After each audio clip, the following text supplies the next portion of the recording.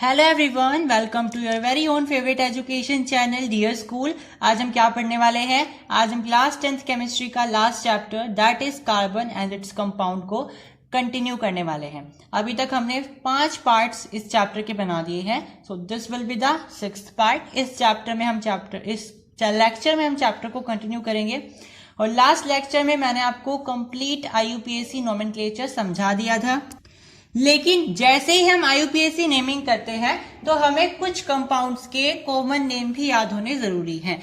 कभी कभी आपको MCQ ऑब्जेक्टिव क्वेश्चंस में पूछ ले जाते हैं कि बताइए इस कंपाउंड का IUPAC नेम और फिर उसका कॉमन नेम भी बता दीजिए। यस, तो या फिर आपको केवल कॉमन नेम पूछ लिया जाएगा कि भाई ब्यूटेन का कॉमन नेम बताइए, तो आपको लेना पड़ेगा एन ब्यूटेन। या फिर आपको स्ट्रक्चर बना करके दे देगा जिसमें आपके पास ब्यूटेन का स्ट्रक्चर होगा, 4 कार्बन वाला एल्केन होगा। आपको उसका IUPAC नेम भी बताना पड़ेगा और फिर उसका कॉमन नेम भी बताना पड़ेगा। तो आपको उसके IUPAC नेम तो आप निकाल सकते हो, मैंने आपको रूल्स बताए हैं, फॉर्मूलाज बताए हैं, बहुत सारी प्रैक्टिस भी कराई थी क्वेश्चंस की। और होमवर्क आपने किया है नहीं, जल्दी से कमेंट बॉक्स में बताइए। तो आज हम पढ़ने वाले हैं कि उनके कॉमन नेम्स हमें याद रखने हैं। ये आपको याद ही रखने पड़ते हैं, इनके लिए कोई एज सच रूल्स नहीं होते हैं। बाकी आप अपने आप से कोई ट्रिक्स एंड ट्रिक्स बना सकते हैं, ठीक है, इनको याद करने के लिए। तो सबसे पहला है ब्यूटेन। ब्यूटेन को जो कॉमन नेम होता है वो एन ब्यूटेन होता है। पेंटेन का होता है एन पेंटेन। यस, उसके बाद होता है 2 मिथाइल प्रोपेन, इसका नाम होता है आइसोब्यूटेन। 2 मिथाइल ब्यूटेन का होता है आइसोपेंटेन और 2 डाइमिथाइल प्रोपेन का होता है नियोपेंटेन। इथीन का होता है इथिलीन और इथाइन का होता है एसिटिलीन। एसिटिलीन बहुत इंपॉर्टेंट है, जनरली एसिटिलीन ही पूछा जाता है। प्रोपाइन को हम बोलते हैं मिथाइल एसिटिलीन। तो कुछ और हमारे पास कॉमन नेम्स हैं, यहाँ पे मैंने इनके कंपाउंड लिख दिए हैं, मतलब इनका कंपाउंड का मॉलिक्यूलर फॉर्मूला कैसे बनता है। ये IUPAC नेम्स है और इनके कॉमन नेम है। भाई ये क्या है हमारे पास CH3Cl, यानी कि हमारे पास ये मिथाइल वाला एल्काइल था, इसके अंदर इन्होंने Cl बना दिया है, मतलब ऐड कर दिया है। ये बेसिकली हेलो एल्केन बन गया है। हेलो एल्केन हम अभी इसी चैप्टर में आगे पढ़ेंगे, बट अभी के लिए आप समझ लीजिए ये एल्केन था CH3, उसके अंदर इन्होंने एक और मेटल मिला दिया है। ठीक है, देखिए हम आपको बताना क्या चाहते हैं। आपके पास क्या होता है भाई, CH4 होता है जो कि एक एल्केन है। एल्केन में से मैंने आपको बताया था अगर आप एक हाइड्रोजन हटा देते हो तो CH3 बन जाएगा, और इस CH3 में आपको एक और एलिमेंट या और एटम ऐड करना पड़ेगा इसकी वैलेंसी पूरी करने के लिए। तो वही काम इन्होंने क्लोरीन के साथ किया है और आपके पास CH3Cl बन गया है। मतलब बेसिकली ये एल्केन से बना हुआ एल्काइल था, उस एल्काइल में आपने एक दूसरा एलिमेंट ऐड कर दिया है जिसका नाम है क्लोरीन, और उस क्लोरीन को ऐड करने से इसका IUPAC नेम क्या हो गया है, क्लोरोमीथेन हो गया है।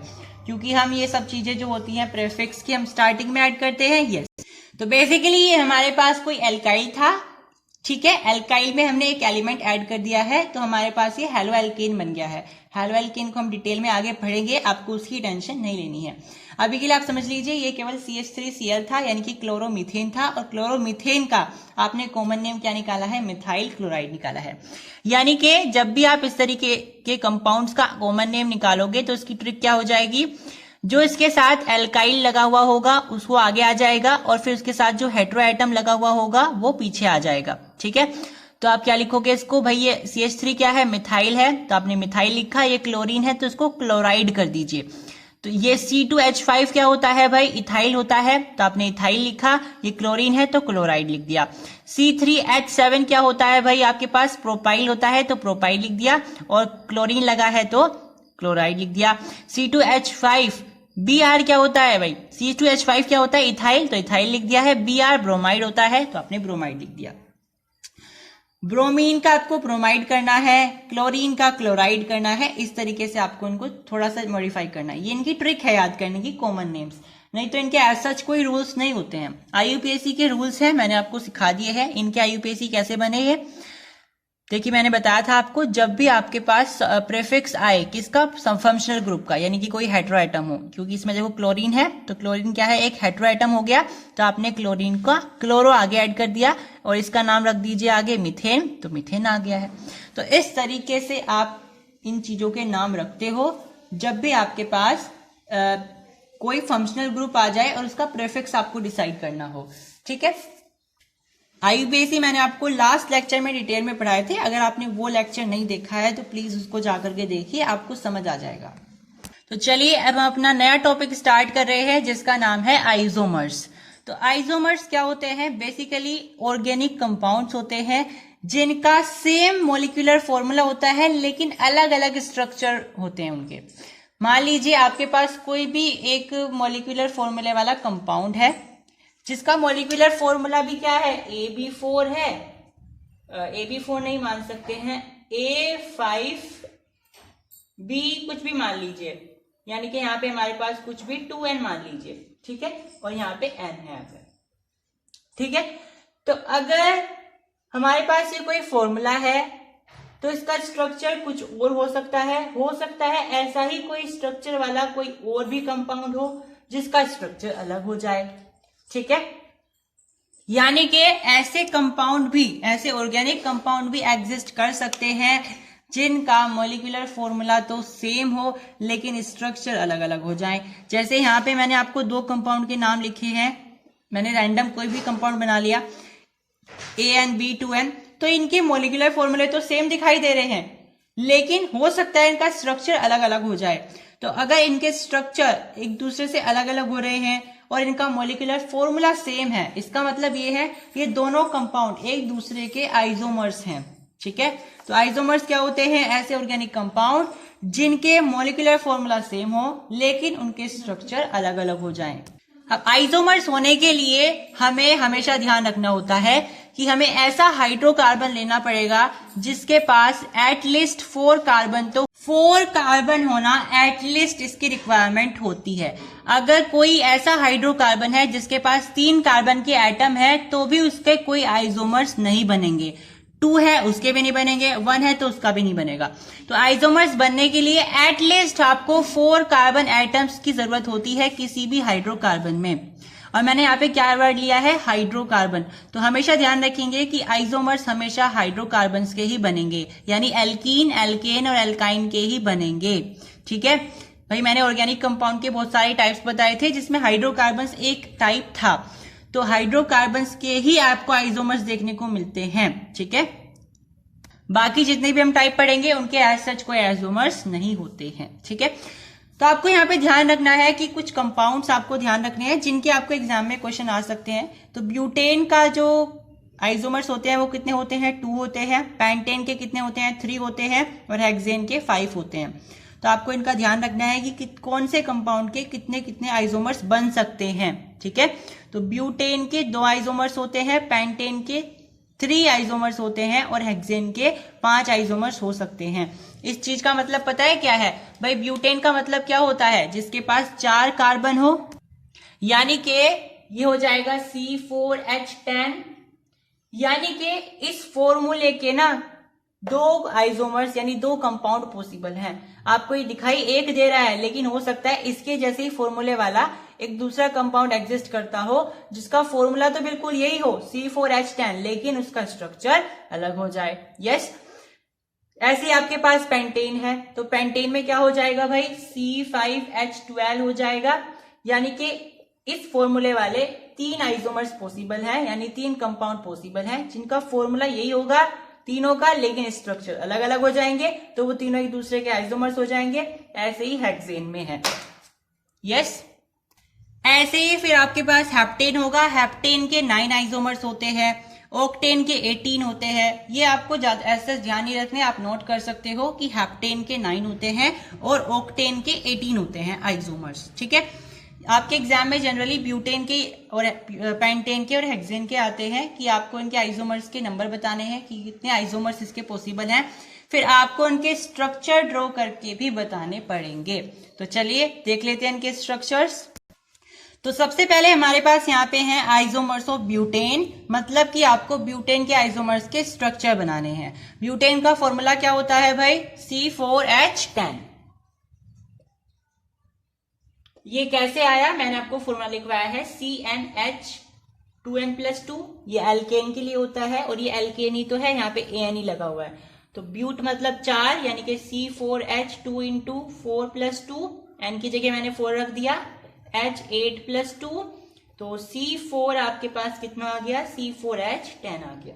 ठीक है, तो इस तरीके से मैंने इसका फॉर्मूला बना लिया है। आपको रटने की जरूरत नहीं है, आप तभी के तभी एकदम से निकाल सकते हो क्योंकि आपके फॉर्मूले याद हैं। तो ठीक है, तो आपको फॉर्मूले याद होने जरूरी हैं। तो भाई ब्यूटेन के होते हैं 2 आइसोमर्स, जैसा कि मैंने आपको बताया है। अब उन दो में सबसे पहले तो है जो आपका नॉर्मल ब्यूटेन होता है, ब्यूटेन, जिसका यूपीएससी नेम भी ब्यूटेन ही होता है, और उसका ट्राइबल नेम मतलब कॉमन नेम होता है एन ब्यूटेन। दूसरा होता है 2-मिथाइल प्रोपेन, यानी उसका यूपीएससी नेम होता है और कॉमन नेम इसका है आइसोब्यूटेन। ठीक है, तो भाई नॉर्मल ब्यूटेन में तो क्या होगा, आप स्ट्रेट चेन लगा रहे हो, ऐसे देखो यहाँ पे आपने स्ट्रेट चेन लगाई और उसके साथ हाइड्रोजन अटैच कर दिए, डेट्स इट। दूसरे में आप क्या कर सकते हो, आप थोड़ा सा चेंज करने की कोशिश करोगे। आप क्या चेंज कर सकते हो हद से हद, वो आपको करना है। तो भाई हम एक चेंज ये कर सकते हैं कि हम इनमें से ये वाला हाइड्रोजन हटा करके यहाँ लेकर के आ जाए। यहाँ पे आपने बीच में लेकर के आ गए ऐसे, ये 4 हाइड्रोजन थे, सॉरी 4 कार्बन थे, इस कार्बन को हटा करके आपने यहाँ पे ले लिया, तो ये आपके पास इस तरीके से हो गए। तो ये आपका हो गया दूसरा तरीका। आप फिर हाइड्रोजन अटैच कर दीजिए। अब आप कोशिश करिए कि इसमें कोई तीसरा तरीका बन सकता है। आपको हो गई यस, यहाँ पे एक और ये तरीका बन सकता है, तो ये बिल्कुल गलत हो जाएगा। मतलब गलत नहीं होगा, ये सेम है बिल्कुल ऐसा ही, क्योंकि भाई इसमें भी क्या है, दूसरे नंबर पे ही आ रहे हैं। 1 2 आप अगर आप करोगे तो ये दूसरे नंबर पे आ रहा है यहाँ पे भी, और अगर आप इधर करते हो तब भी दूसरे नंबर पे आ रहा है, तो दोनों सेम है। ठीक है, तो आप किधर से भी कर लीजिए, एक ही कंपाउंड आपको बनेगा आईयूपीएसी नेम। ठीक है, तो जब भी आप इन कार्बन की रीअरेंजिंग करें तो आपको उनका आईयूपीएसी नेम चेक कर लेना है। अगर उनका आईयूपीएसी नेम सेम आ रहा है, इसका मतलब वो सेम ही कंपाउंड है, आपने उसमें एज सच कोई चेंज नहीं किया है, बस उसका आपने ओरिएंटेशन बदल दिया, डेट्स इट। ठीक है, लेकिन आपने यहां से कार्बन उठा करके यहां रखा है, इसका मतलब आपने इसकी ब्रांच बना दी है, क्योंकि ये आपकी मेन चेन हो गई और ये आपकी ब्रांच हो गई, तो ये अलग कंपाउंड बन गया है। लेकिन इसका फॉर्मूला तो वही रहेगा ना, क्योंकि इसके अंदर कंपाउंड भी कितने हैं, सॉरी कार्बन भी कितने हैं, 4 ही हैं, और इसके अंदर हाइड्रोजन भी कितने ही है, 10 ही है। तो आप इस तरीके से इसका फॉर्मूला तो वही रहेगा सेम, लेकिन इसका स्ट्रक्चर हो गया चेंज। ठीक है, तो ब्यूटेन के हम इस तरीके से 2 स्ट्रक्चर देखते हैं जो कि एक दूसरे के आइसोमर्स हैं। यस, तो चलिए अब हम देखते हैं पेंटेन के आइसोमर्स। तो पेंटेन के ना 3 आइसोमर्स होते हैं, जैसा कि मैंने आपको बताया है। अब वो 3 आइसोमर्स कौन कौन से होंगे वो हम देखेंगे। अभी उनके नाम देखिए। सबसे पहला जो होता है वो होता है पेंटेन, जो नॉर्मल पेंटेन होता है। दूसरा होता है 2-मिथाइल ब्यूटेन। तीसरा होता है 2,2-डाइमिथाइल प्रोपेन। ठीक है, अब हमें इनके स्ट्रक्चर बनाने हैं। तो स्ट्रक्चर बनाने की कोशिश करते हैं कि हम पेंटेन में क्या क्या चेंज करके कितने हम पॉसिबल आइसोमर्स बना सकते हैं। तो भाई हमें एक तो नॉर्मली बन जाएगा, जिसमें हम क्या करेंगे, कार्बन को रख देंगे, 5 कार्बन हमें रखने हैं, हाइड्रोजन अटैच कर दीजिए, डेट्स इट, ये हमारा पहला आइसोमर बन गया। अब इसके अंदर हम क्या चेंज कर सकते हैं। आप कहोगे कि ये वाला कार्बन ना इधर लेकर के आ जाओ, अब भी इसमें कोई चेंज नहीं हुआ है। देखो ये अभी भी ऐसे हो जाएगी चेन काउंट, अभी भी इसमें ऐसा ही है ना, तो इसके अंदर कोई चेंज नहीं हुआ है अभी, तो आपको ये वाला चेंज नहीं लाना है। तो फिर और क्या चेंज ला सकते हैं, आप यहाँ पे लगाने से बेहतर है आप यहाँ पे लगा दीजिए, यानी कि आप इस तरीके से कर सकते हो। ठीक है, आप इस तरीके से एक चेंज ला सकते हो। ठीक है, अच्छा एक चेंज ये हो गया है। फिर एक चेंज क्या कर सकते हैं, तो एक चेंज हम ये कर सकते हैं कि भाई इसको हम इस तरीके से कर दें, दोनों तरफ चेन लगा दें। अब भी 5 ही कार्बन है और इस तरीके से अटैच हो गए हैं। ठीक है, तो आपको खुद का यहाँ पे दिमाग लगाना पड़ेगा कि कहाँ कहाँ से हम किस किस कार्बन को अटैच कर सकते हैं, किस किस पोजीशन में हम उसको अटैच कर सकते हैं। तो हमने सबसे पहले यहाँ पे लगाने की कोशिश करी, हमें पता चला कि ये तो सेम ही हो जाएगा, तो हमने इसको नहीं रहने दिया। फिर हमने इस कार्बन को यहाँ पे अटैच किया, जो कि ऐसा बन गया। फिर अगर आप इसी कार्बन को यहाँ पे अटैच करोगे तो फिर से सेम हो जाएगा, तो आपको ये वाला कार्बन यहाँ पे लेकर के जाना पड़ेगा और फिर ये वाला कार्बन यहाँ पे लेकर के जाना पड़ेगा, कुछ ऐसा, तो फिर ये चेंज हो जाएगा। इससे ज्यादा आप इसमें कोई चेंज नहीं ला सकते हो। अगर आप चेंज लाओगे तो फिर वो उनके आईयूपीएसी नेम ना बिल्कुल सेम आएंगे। ठीक है, क्योंकि अगर आप इधर से देख रहे हो तो आप उधर से देखने लग जाओगे तो बिल्कुल सेम ही नाम आएंगे फिर उसके भी, है ना। तो आपको बना करके देखने हैं, और भी आप फिर उनके IUPAC नेम चेक करना, वो सेम ही आएंगे।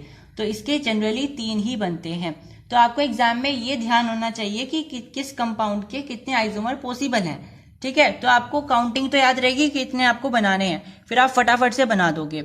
आपको ये नहीं पता होगा कि कितने पेंटेन के आइसोमर्स बनेंगे, तो फिर आपको थोड़ा सा डाउट रहेगा कि क्या पता इससे ज्यादा बन जाए, इससे ज्यादा बन जाए। ठीक है, आपको स्ट्रक्चर नहीं रटने हैं, आपको केवल ये याद रखना है कि पॉसिबल आइसोमर्स कितने हैं, पेंटेन के, हेक्सेन के और ब्यूटेन के, बस इन 3 के याद रखने हैं। ठीक है, तो फिर आप फटाफट से इनके स्ट्रक्चर बना सकते हो। स्ट्रक्चर बनाने में कोई इतना बड़ा रॉकेट साइंस नहीं होगा, आपको ऐसे सिंपल अरेंज करना है सबसे पहले, फिर आपको ऐसे अरेंज करने की कोशिश करनी है, यानी इस कार्बन को यहां लगाएंगे तो फिर वो सेम हो जाएगा, फिर यहां पे लगाने की कोशिश करेंगे। इस तरीके से आपको इनका अरेंजमेंट बदलना है, बस इनका रीअरेंजमेंट करना है। रीअरेंजमेंट ऐसे करना है कि कार्बन के एटम की संख्या कम ना हो। अगर यहाँ पे 5 है कार्बन की संख्या स्टार्टिंग वाले में, तो यहाँ भी 5 होनी चाहिए, यहाँ भी 5 होनी चाहिए। हाइड्रोजन की संख्या भी ना बदले, अगर हाइड्रोजन की संख्या यहाँ पे जितनी है यहाँ पे भी इतनी होनी चाहिए, यहाँ पे भी उतनी होनी चाहिए। तो चलिए अब देख लेते हैं आइसोमर्स ऑफ हेक्सेन। तो सबसे पहले आपको क्या करना है, सिंपल रखना है, मतलब आप यहाँ पे क्या करने वाले हो, 6 के 6 कार्बन ऐसे सिंपल स्ट्रेट चेन में अटैच कर दोगे। अब आपको इनके रीअरेंजमेंट में बदलाव करने की कोशिश करनी है। अब आप क्या कर सकते हो, इस कार्बन को यहाँ पे अटैच करने की कोशिश करोगे तो बिल्कुल सेम हो जाएगा, तो आपको एक छोड़ करके यहाँ पे अटैच करना पड़ेगा। तो यहाँ पे अगर आप इसको यहाँ से हटा करके यहाँ लगा दोगे, देखो ऐसे है ना, 6 है ये कार्बन, 1 2 3 4 5 और एक इधर आ जाएगा। तो अगर आप इसको इधर लेकर के आओगे तो अभी तो ये सेम ही हो जाएगा। तो आपको क्या करना है, इसको कुछ इस तरीके से अटैच करना है। अब ये सेम नहीं है, अब ये अलग हो जाएगा। ठीक है, तो एक हो गया ये। फिर आप क्या कर सकते हो, इसकी पोजीशन यहां कर दीजिए, दूसरा ये वाला हो गया, तीसरे वाला। फिर आप क्या कर सकते हो, दोनों को ही अटैच कर दीजिए, मतलब एक और को अटैच कर दीजिए ऐसे। फिर आप क्या कर सकते हो, आगे ये ऊपर नीचे दोनों तरफ कर दीजिए, एक ही पोजीशन पे कर दीजिए। ठीक है, तो सबसे पहले आपने क्या किया, सिंपल रखा, फिर उसमें आपने एक ब्रांच निकाली, फिर आपने यहाँ पे क्या किया है, ब्रांच की पोजीशन आगे थोड़ी सी बढ़ा दी, ट्रांसमिट कर दी। फिर आपने क्या किया है, 2 ब्रांच निकाली एक ही तरफ से, फिर आपने क्या किया है, 2 ब्रांच निकाली लेकिन एक ही पोजीशन पे। ठीक है, तो ये एक ही पोजीशन पे है, इधर ये भी 2 पोजीशन पे, ये भी 2 पोजीशन पे है। ठीक है, अब आप कहोगे इस ऐसे हम यहाँ पे भी कर देते हैं तो भी वो सेम ही आएगी, क्योंकि अगर आप इधर से काउंटिंग करोगे 1 2 3 4 तब भी ये दूसरे नंबर पे आ रहा है, इधर से चेक करोगे तो 1 2 3 4 तो भी ये कौन से नंबर पे आएगा, अगर आप इधर करोगे तो भी वो 2 नंबर पे ही आएगा। ठीक है, तो आपको ये जरूरी नहीं है आपको पूरा का पूरा IUPAC नेम ही देखना है ये चेक करने के लिए कि आइसोमर पॉसिबल है या नहीं। आप सिंपल ये भी देख सकते हो कि नंबरिंग दोनों तरफ से सेम आ रही है तो ठीक है। ठीक है, देखिए 5th वाले को फिर से समझ लीजिए। 5th वाले में यहाँ पे क्या हुआ है, आपने यहाँ पे क्या किया है, दोनों तरफ यहाँ पे क्या किया, इस तरीके से अटैच कर दिया। तो अगर आप ये चाहते हो कि ऐसे ही हम यहाँ पे भी कर दें तो आप यहाँ से हटा दीजिए, यहाँ पे कर दीजिए, तो यहाँ से भी काउंटिंग क्या आएगी, 1 2 3 4 आएगी। और पहले अगर यहाँ था तो यहाँ पे भी 2 नंबर पे आ रहा था, यहाँ पे भी 2 नंबर पे आ रहा था। ठीक है, तो अब भी ये सेम पोजीशन पे आ रहा है, पहले भी सेम पोजीशन पे आ रहा है। आप कहोगे कि काउंटिंग इधर से क्यों करनी, इधर से कर लो। बेटा मैंने आपको नोमेनक्लेचर में पढ़ाया था कि आपको जब भी ब्रांच दिखाई दे तो ब्रांच वाली साइड से ही आपको स्टार्ट करना है कि ब्रांच जो है नजदीक पड़ जाए नंबरिंग करते हुए। तो नजदीक इधर से पड़ रही है, इधर से पड़ रही है, तो आप इधर से करोगे। यस, जब ब्रांच इधर थी तो नजदीक इधर से पड़ रही थी, इधर से पड़ रही थी। ठीक है, अगर ब्रांच यहाँ पे थी तो इधर से तीसरे नंबर पे पड़ रही है ना, तो वो दूर हो जाएगी इन कंपैरिजन टू कि ये पहले नंबर पे है, सॉरी दूसरे नंबर पे है। तो आपको रीअरेंजमेंट इस तरीके से याद रखनी है। हेक्सेन के 5 आइसोमर्स होते हैं। आप सबसे पहले सिंपल रखोगे, फिर उसमें एक ब्रांच निकालोगे, फिर उस ब्रांच की पोजीशन ट्रांसमिट करोगे आगे, फिर 2 ब्रांच देखोगे, फिर उसी ब्रांच को आप एक ही पोजीशन पे रख दोगे, तो आपकी 5 आइसोमर्स बन जाएंगे। अब आपके नॉलेज के लिए हम आपको बता दें कि अभी आपने जो आइसोमर्स पढ़ा है या आइसोमेरिज्म पढ़ा है वो केवल एक छोटा सा पार्ट है आइसोमेरिज्म का। यानी आइसोमेरिज्म बहुत ब्रॉड टॉपिक होता है। ये जनरली दो कैटेगरी में डिवाइडेड होता है। सबसे पहली कैटेगरी होती है स्ट्रक्चरल और दूसरी होती है स्टीरियोरिज्म। अब पहली जो होती है उसके बहुत सारे टाइप्स होते हैं, जिसमें chain skeleton, tautomerism, position isomerism, metamerism, ring chain, functional isomers, ये सब होते हैं। अभी जो हमने पढ़ा है वो कौन सा है, वो पोजिशन आइसोमर्स है। यानी कि जो हमने अभी पढ़ा है वो केवल और केवल पोजीशन आइसोमेरिज्म है, क्योंकि हमने इसमें क्या देखा है, हमने इसमें पोजीशन देखी है। मैंने आपको बताया ना कि आपको कार्बन एटम्स की पोजीशन चेंज करनी है, तो इस तरीके से आप उसके आइसोमर्स चेक करते हो। ठीक है, तो अगर आप केवल पोजीशन के इन्फ्लुएंस में अगर आप आइसोमर्स बना रहे हो तो this will be known as position isomerism, right. अब इसके अलावा जो आपके पास स्टीरियो आइसोमेरिज्म होता है वो 3 कैटेगरी में डिवाइडेड होता है, जिसमें सबसे पहला होता है ज्योमेट्रिक आइसोमेरिज्म, दूसरा होता है ऑप्टिकल आइसोमेरिज्म और तीसरा होता है conformational isomerism. This is not in our syllabus, केवल और केवल हमें पोजीशन आइसोमेरिज्म पढ़ना था, मैंने आपको अभी पढ़ा दिया है। सो ये जो चार्ट था वो केवल आपको रियलाइज कराने के लिए था कि isomerism is not just a tiny topic, it is a broad topic, और हमने उसमें से एक छोटा सा ही टॉपिक पढ़ना था हमारे 10th क्लास के सिलेबस के अनुसार। So we have read it, so let's move to our next topic. तो हमारा नेक्स्ट टॉपिक है होमोलॉगस सीरीज। ये बहुत इंपॉर्टेंट होता है, इसमें से आपको एक आधा क्वेश्चन एग्जाम में आ सकता है। तो होमोलॉगस सीरीज क्या होती है भाई, ये एक सीरीज होती है जिसमें आप ऑर्गेनिक कंपाउंड्स को रखते हो, अरेंज करते हो। अब हम इनको अरेंज क्यों कर रहे हैं, किन कंपाउंड्स को हम इसमें अरेंज कर रहे हैं। अब हमारे पास ना इतने सारे ऑर्गेनिक कंपाउंड्स थे, तो इन सबको हमें स्टडी करना पड़ रहा था कि भाई इस वाले ऑर्गेनिक कंपाउंड को भी पढ़ो, इस वाले ऑर्गेनिक कंपाउंड को भी पढ़ो। तो बहुत ज्यादा इसमें जो है एक तरीके से मैशअप हो रहा था। फिर हमने ये भी ऑब्जर्व किया कि इसमें से बहुत सारे ऑर्गेनिक कंपाउंड तो ऐसे हैं जिनकी सेम प्रॉपर्टीज होती हैं, मतलब एक दूसरे से बिल्कुल सिमिलर, मिलती जुलती प्रॉपर्टीज होती हैं केमिकली, फिजिकली, ठीक है, और उनका फॉर्मूला, स्ट्रक्चर कुछ मिलते जुलते होते हैं, बस उसमें थोड़ा सा डिफरेंस होता चला जाता है। तो फिर साइंटिस्ट ने ये देखा, ये ऑब्जर्व किया या ये दिमाग लगाया कि क्यों ना हम इन सिमिलर कंपाउंड्स को एक सीरीज में अरेंज कर दें। कौन से सिमिलर कंपाउंड्स, जिनकी प्रॉपर्टीज सेम है। अब इस सीरीज में जब भी उन्होंने कंपाउंड्स को लगाया तो उन्होंने ये ऑब्जर्व किया कि मान लीजिए हमने क्या रखा है, यहाँ पे ए वाला कंपाउंड रखा है, ए के बाद हमने बी वाला कंपाउंड रखा, फिर सी वाला कंपाउंड रखा, ये हमने एक सीरीज में रख दिया मान लीजिए, ठीक है। फिर उन्होंने ये ऑब्जर्व किया कि जब भी हम ये देख रहे हैं कि ए के बाद बी आ रहा है, तो इन दोनों के मॉलिक्यूलर फॉर्मूले के डिफरेंस में हमें कितना मिल रहा है, CH2 मिल रहा है। मतलब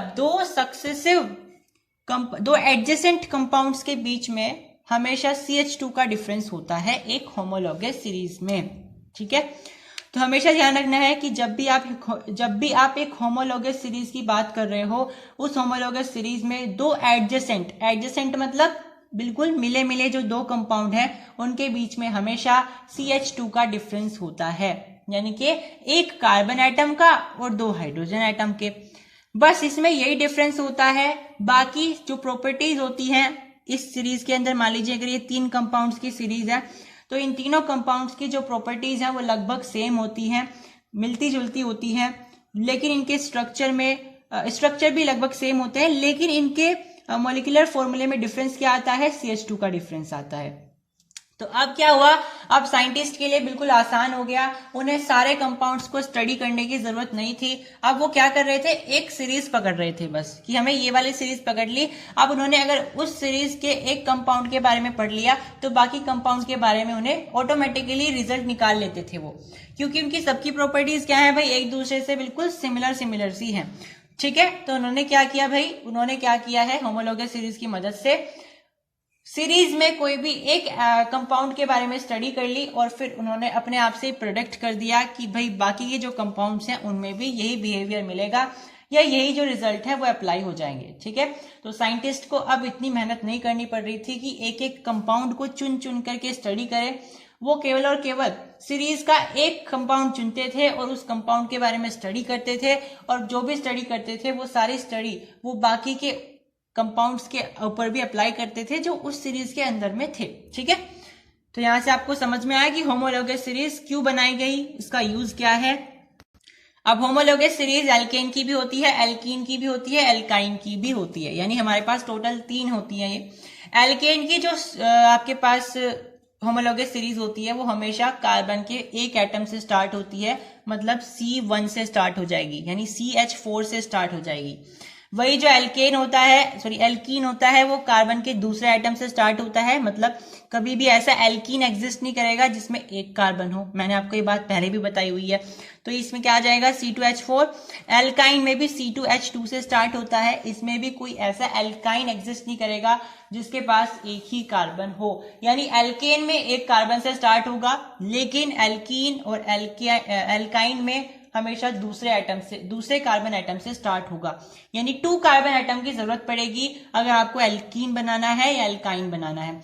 वही जो एल्केन है वो आपका एक कार्बन एटम से भी बन जाएगा, और वो कौन सा होगा, वो मीथेन होगा, CH4। यस, तो भाई अब आपके पास क्या जो है सीरीज आ गई थी, तो जो एल्केन की सीरीज है उनकी सबकी प्रॉपर्टीज लगभग सेम होगी। तो साइंटिस्ट ने क्या किया, फिर यहाँ पे सीरीज बना ली। तो वो क्या करते थे, अब केवल एक कंपाउंड को पकड़ते थे, उसको स्टडी करते थे, बाकी के जो भी इसके नीचे आएंगे कंपाउंड्स उनकी प्रॉपर्टीज तो लगभग सेम ही होंगी।